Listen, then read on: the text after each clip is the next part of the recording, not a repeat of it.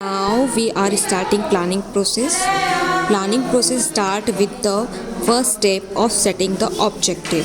You know, every organization has been established for a certain goal and the objectives. So the first step in the planning is deciding the objective and making it clear and understandable so that all employees can understand that objective. So first the objective of whole enterprise are set up and then they are also reviewed. Then again the objective for different department are set up and established. Here I have given you an example. See the example, increase in sale by 20%. It is an objective of the sale department. Similarly, purchase department can have an objective of buying the product in a particular quality or in a particular price. So every department will have some objective and that is set up and established in the first step of the planning process.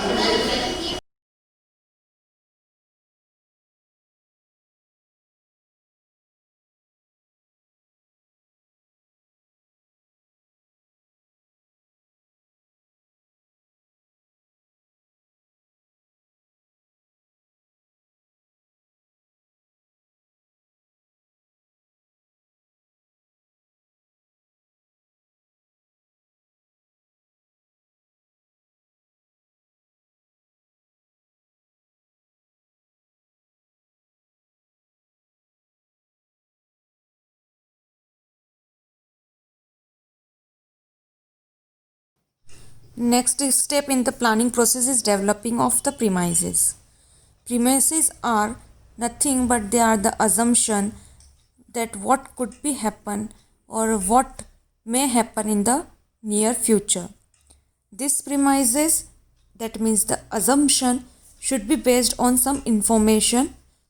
It should not be just by the interest or opinion of some person. It should be scientific and it should be based on some past information or on some policies or any other information which may be available during the forecast of the previous plannings.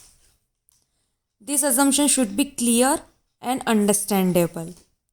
तो अभी हमने देखा second step जो है planning process में वो है premises develop करने की, मतलब एक आधार जो है उसको डेवलप करने की, विकसित करने की. ये जो आधार होते हैं ये कुछ ऐसी मान्यताएं होती है, अवधारणाएं होती है जो क्या होती है जिसके बेसिस पे हम ये पता कर सकते हैं कि हाँ भविष्य में क्या चीज़ हो सकती है, क्या संकट आ सकता है. तो उस संकट से बचने के लिए हर प्रबंधक को क्या करना चाहिए, ऐसी धारणाएं और ऐसे आधार को क्या करना चाहिए, बना लेना चाहिए ताकि आगे जाके जो भी जोखिम है उसको कम किया जा सके. ऐसी अवधारणा जो है ये किसी के इंटरेस्ट या किसी के जो भी ओपिनियन है उनके बेस पे नहीं बनाना है, बल्कि ये जो होना चाहिए पूरी तरह से वैज्ञानिक होना चाहिए. ये किसी इन्फॉर्मेशन पे बेस्ड होना चाहिए या कोई भूतकालीन सूचनाओं पे आधारित होना चाहिए, नीतियों पे आधारित होना चाहिए. पूर्व अनुमान जो है आप इसी सूचनाओं के आधार पे बना सकते हैं या लगा सकते हैं. Next step in planning process identification of alternative courses of action. There can be many alternatives available for doing a work. That alternatives and that means the recognition of that alternatives are done in this step.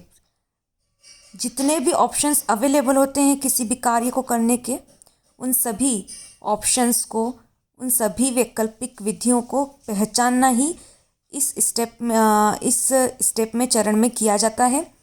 अब मैंने आपको पहले भी एक बार example दिया था, एक बार और सुन लीजिए. जैसे कि एक बिजनेस में पूंजी की आवश्यकता है, capital required in a business. Then there are many sources of capital, like you can arrange the funds from the bank by taking loan, or you can arrange funds from the relatives or the family members. So here many options are available for the arrangement of the capital. पूंजी को एकत्रित करने के कई स्रोत available है। चाहे तो बैंक से आप जो है उधार की सुविधा लीजिए, या फैमिली या रिलेटिव्स से उधार लीजिए, उधार पैसा लीजिए और लगाइए। हो सकता है आप आपकी सेविंग्स है जो वो लगाइए। तो यहाँ जितने भी ऑप्शंस अवेलेबल हैं उनकी क्या बनाई जाती है, सूची बनाई जाती है कि क्या क्या वैकल्पिक विधियाँ हमारे पास ऑलरेडी अवेलेबल है, क्या क्या ऑप्शंस हमारे पास अवेलेबल है, उसकी पूरी एक किया जाता है, लिस्ट बनाई जाती है। तो जब भी कोई कार्य बिजनेस में होता है या कोई भी नया प्रोजेक्ट होता है तो बहुत से ऑप्शंस अवेलेबल होते हैं किसी एक चीज़ को करने के। उन सभी ऑप्शंस का क्या करते हैं, एक जगह उनको एकत्रित करते हैं, एक्यूमुलेट करते हैं और उनकी लिस्ट बनाते हैं।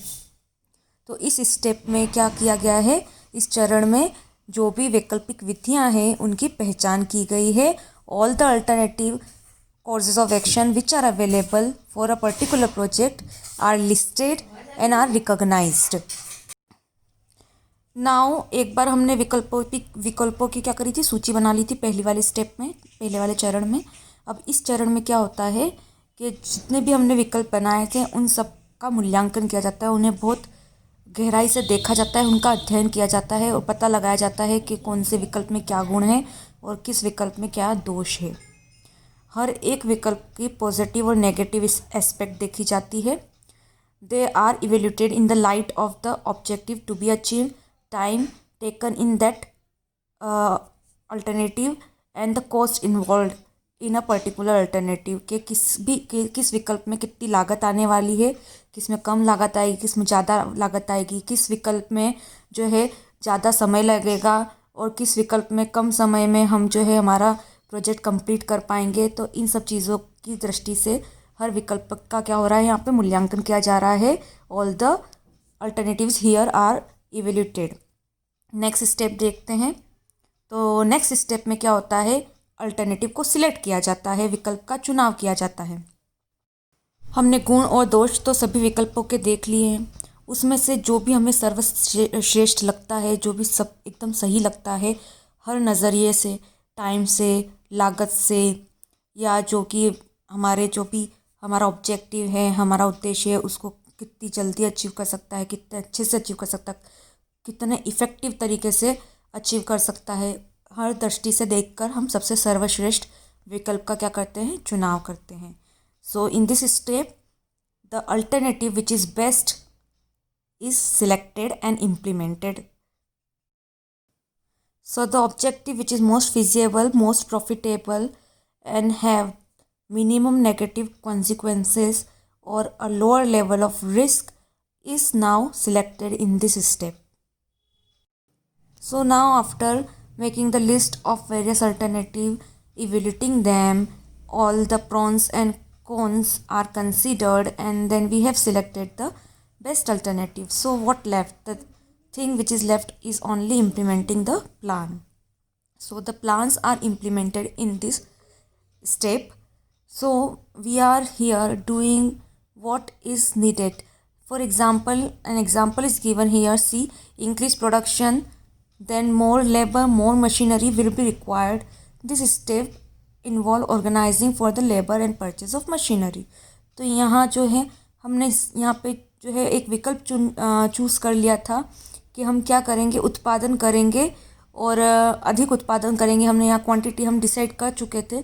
तो अब नेक्स्ट इसमें हम क्या कर रहे हैं, उसको लागू कर रहे हैं। हम श्रम का और मशीनों का यहाँ क्या कर रहे हैं, अरेंजमेंट कर रहे हैं, ठीक है, उनका जो है उनकी व्यवस्था कर रहे हैं। तो यहाँ पे हमने जो भी अल्टरनेटिव वहाँ बेस्ट अल्टरनेटिव चूज़ करा उसको यहाँ हम लागू किया जा रहा है। एग्जाम्पल में फिर से आपको एक बार अच्छे से दे देती हूँ। मैंने अभी एक एग्जाम्पल दिया था आपको पूंजी का, कि पूंजी का अरेंजमेंट आप कहीं से भी कर सकते हैं। तो हमने लास्ट में जाके एक बेस्ट अल्टरनेटिव सबसे अच्छा विकल्प का चयन करा कि हम पूंजी का कहाँ से कर रहे हैं, अरेंजमेंट बैंक से करेंगे। तो अब उसके लिए आगे जो है प्रोसेस करना, बैंक में एप्लीकेशन देना, लोन एप्लीकेशन देना, ये सब इसमें आया। तो ये सब चीज़ इसमें आ जाएगी। बैंक में जाना, लोन एप्लीकेशन देना, सारे डॉक्यूमेंट सबमिट करना, आगे की प्रोसेसिंग करना टू टेक द लोन। तो ये सब चीज़ें किस में आ गई, हमारे योजना, जो भी हमने योजना है जिसके लिए हमने विकल्प का चयन करा था उसको लागू करने में आ गई इसी स्टेप में। अब नेक्स्ट स्टेप हम देखते हैं। तो नेक्स्ट स्टेप होती है फॉलोअप। लास्ट स्टेप फॉलो अनुवर्तन भी कहते हैं। प्लानिंग और नियोजन का काम कभी हमारा नियोजन का कार्य कभी खत्म नहीं होता है, आपने सदैव चलता रहता है। सारी आपने एक बार योजना बना ली, सुनिश्चित करना होगा का चयन करा, आपने योजना को लागू भी कर दिया। योजना जो है आपकी जो योजना है वो चल रही है, बट आपको ये देखना पड़ेगा, ये सुनिश्चित करना पड़ेगा कि हमारे योजना के हिसाब से हमारा कार्य हो रहा है या नहीं हो रहा है। कहीं ऐसा तो नहीं कि योजना तो हमने बनाई लेकिन कार्य योजना के अनुसार नहीं हो रहा है। आपने योजना बनाई थी कि आपको जो है बिक्री, मान लीजिए आपको 1 लाख की बिक्री इस महीने करना है, तो आपको 1 महीने के एंड आते से पहले ही, मतलब थोड़ा पहले ही आपको देखना पड़ेगा कि बिक्री जो है वो उस हिसाब से चल रही है या नहीं चल रही है। क्या वो बिक्री उतनी हो पाएगी 1 महीने में या नहीं हो पाएगी। अगर नहीं हो पाएगी तो क्या कारण है जो नहीं हो पा रही है, फिर उस चीज़ को सुधारना या अपने नियोजन में थोड़ा सा बदलाव लाना, ये सब क्या करना पड़ेगा, आपको घड़ी घड़ी देखना होगा। मतलब आपको फॉलोअप करना होगा, आपको चेक करना होगा whether your work is going on according to the plan or not, and if the work is not going according to the plan, then what's the problem. You have to find out that problem, that difference, and then you have to take the corrective step to improve that problem, or you have to make some modification in your planning. So हमने अब देख ली पूरी process planning की, नियोजन की हमने पूरी जो है प्रक्रिया देख ली है। अब हम आगे के कुछ टॉपिक्स देखेंगे।